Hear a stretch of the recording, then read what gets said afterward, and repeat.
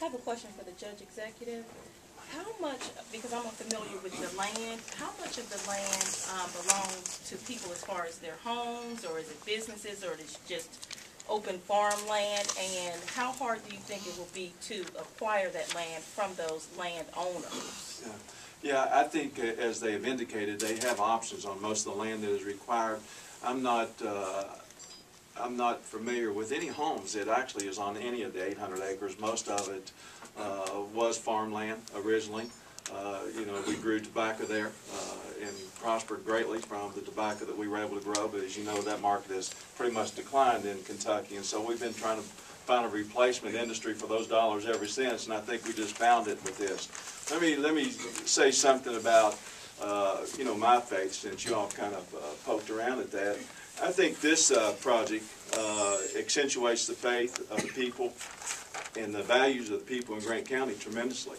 It accentuates our faith and values, and we're proud to have these guys located in Grant County. And I would suggest that if I asked for a show of hands here in this audience, that the majority of the folks here would be proud to have it here in Kentucky as well.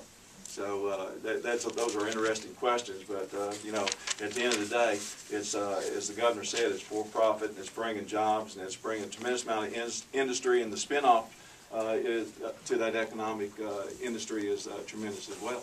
Judge, talking about jobs, what are we talking about? I mean, these are theme park jobs. Are these low-wage jobs? What are the wages? I don't have a breakdown on the wages. They involve both management and obviously theme park. If you call those, you know, that's my industry. I don't call them theme park people.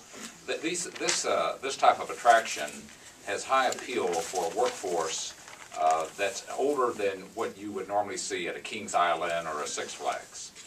There's no roller coasters here. There's no Ferris wheels. There's none of those.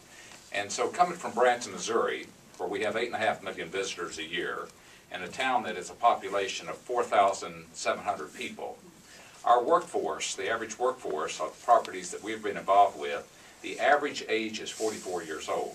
Average. The oldest employee we had was 93 years old. So that's going to be very similar to here. So it offers the ability for a retired person to be active, to be contributing, and also to have fun in a job. So it's again, I don't take offense to the question. I take offense to the stereotype of stereotype people who are in that industry, because that certainly is not the case with this. But do you have an average? I mean, I'm guessing we have not. I mean, you know, you have the president of the park, you got vice presidents, you got executive directors, you got directors of entertainment, food, so on, so on, and so forth, and time you pay. But it is a competitive business. You know, we compete with hotels, we compete with restaurants, we compete with other business segments, and that's in some of the properties that we've been involved with. The average length of stay of employment is a little over 15 years. So in order to maintain that kind of workforce, you have to pay a very competitive wage, and that's what we intend to do here. We just learned those who don't, the retraining and the cost of retraining is through the roof, and you just pay a good wage up front, treat people correctly, and provide benefits, and then that's how we do it. When we talk about a replica of the ark, same type of wood being used on this ark? Well, you define gopher wood. I mean, there's no definition. You got to go back to the Hebrew word of that. And it's going to be built out of it is all wood, so let me state that. But it's built out of various wood types because of the exterior, the interior, the massive beams that go in here. The design of this is based on naval engineering that is being done. So, you know, based on the measurements that we're given, but then how does it actually shape out? And there's a lot of historical information on that because of obviously nothing dates back to Noah that's been found, but many things have been found, you know, shortly thereafter, being within several hundred years.